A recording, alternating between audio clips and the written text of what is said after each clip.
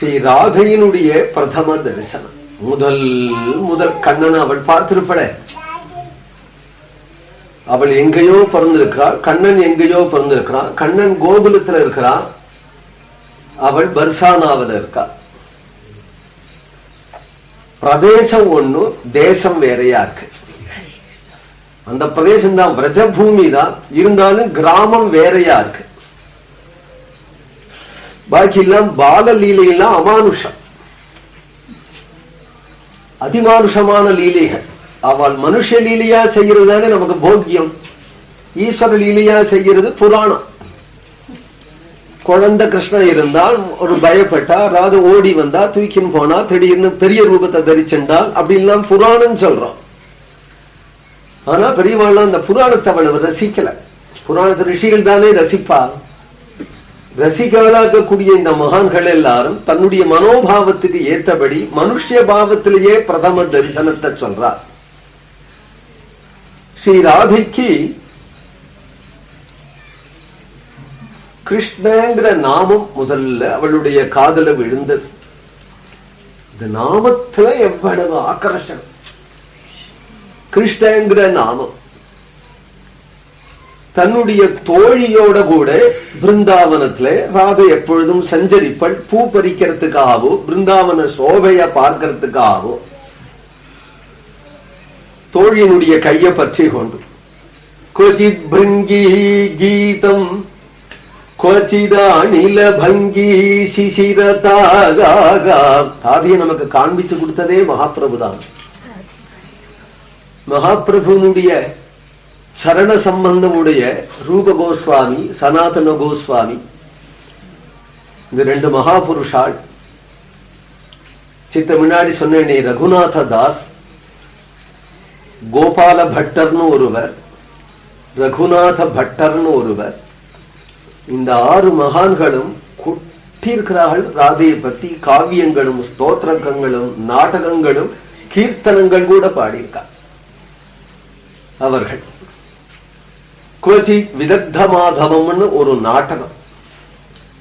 அந்த நாடகத்துல ராதையும் கிருஷ்ணனும் வராள்.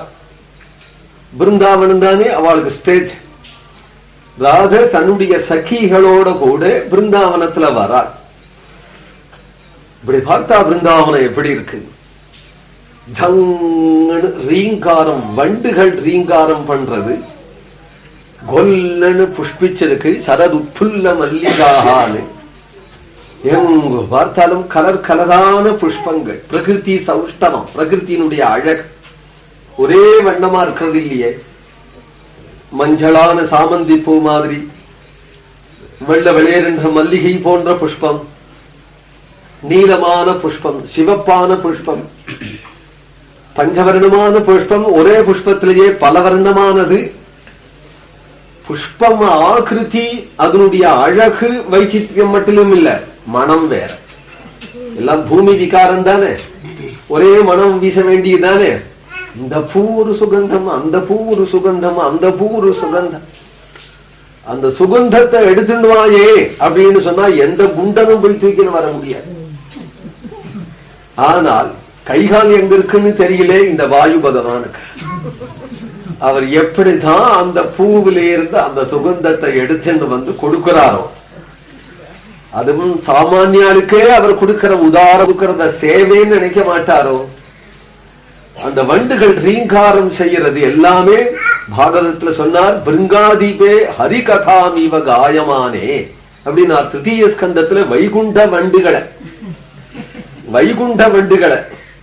பிருந்தாவன வண்டுகள்லாம் எப்படி இருக்கு அப்படின்னு கேட்டால் அலிபிகி அன்வீயமானஹா அப்படிங்கிறார். கண்ணனுடைய வைஜெயந்தி மாலையில மொக்கிற வண்டுகள்லாம் மொச்சுண்டே பின்தொடர்ந்து வருகிறது. இன்னைக்கு பாடினோமே முனிசி வண்டாடிய, பாகவதத்துல சொல்றதுதான் ஆழ்வார் சொல்றாரு, ஆழ்வார் சொல்றதுதான் பாகவதத்துல சொல்றார். சொல்றது போல இருக்கு அந்த வண்டுகளுடைய கீதம். அந்த வண்டுல கூட 2 கோஷ்டி உண்டு போல. அது கண்ணன் கோஷ்டியான வண்டுகள்லாம் சியாம் சியாம்னு சொல்லும். ராத கோஷ்டியான வண்டுகள்னா ராதே ராதேங்கும். கொச்சித் பிருங்கி கீதம் கொச்சித அனில பங்கி சிசிரதாக மந்த மாருதம். அந்த மந்த மாறுதத்தினாலே சில்லுன்னு குளிர்ச்சியா இருக்கு.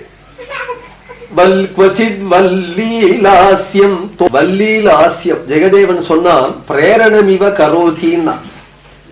ராத அந்த கொடி இப்படி இப்படியே ஆடுறது இல்லையா, இப்படி ஆடுறத பார். ஏன் நிக்கிற கண்ணன்கிட்ட போயே கண்ணன்கிட்ட போயே என்று பிருந்தாதேவி சொல்றது போல இருக்கு அப்படிங்கிறான் ஜெகதேவன். குவச்சித் வல்லீலாசியம் அந்த வள்ளி கொடிகளுடைய லாசியம் நாட்டியம். குவச்சிதாமல மல்லி பரிமளகா வெள்ள வெளியிருந்து இருக்கக்கூடிய மல்லிகை, அழகுலையும் மல்லிகை பரிமளத்திலையும் மல்லிகை, அதுக்கு ஈடே கிடையாது. விதவிதமான மல்லிகை உண்டு பிருந்தாவனத்துல. எல்லாமே மாதவி மாலதி ஜாதி எல்லாம் மல்லிகையினுடைய சஜாத்தியமான புஷ்பங்கள் தானே. முல்லை எல்லாமே மல்லிகையினுடைய சஜாத்தியம். விமல அமல மல்லி பரிமளகாயா குவச்சித்தாராசாலி கனக பலபாதி ரசபரகா நல்ல ஒட்டு மாம்பழம் தங்கத்தினால பண்ணி தொங்குறது மாதிரி இருக்கான். இத பார்த்தா நல்ல மஞ்சளா இருக்கு இல்லையா. பொண்ணுல கொஞ்சம் சிவப்பும் உண்டு, தங்கத்துலதான் சுத்த மஞ்சளா இருக்கும். பொண்ணுல கொஞ்சம் சிவப்பு இருக்கும், அதுல ஒரு பேதம் இருக்கு. அந்த பழத்தை பார்த்தா சுவர்ணத்தினால பண்ணது போன்ற அதனுடைய ரசம் கண்ணன் வரும் பொழுது தானாகவே இட்டு விழறதா. அது நறுக்கி சாப்பிட வேண்டிய அவசியம் இல்லாதபடி எல்லாம் கிருஷ்ணனுக்காக தானே சிருஷ்டி பிருந்தாவனத்துல.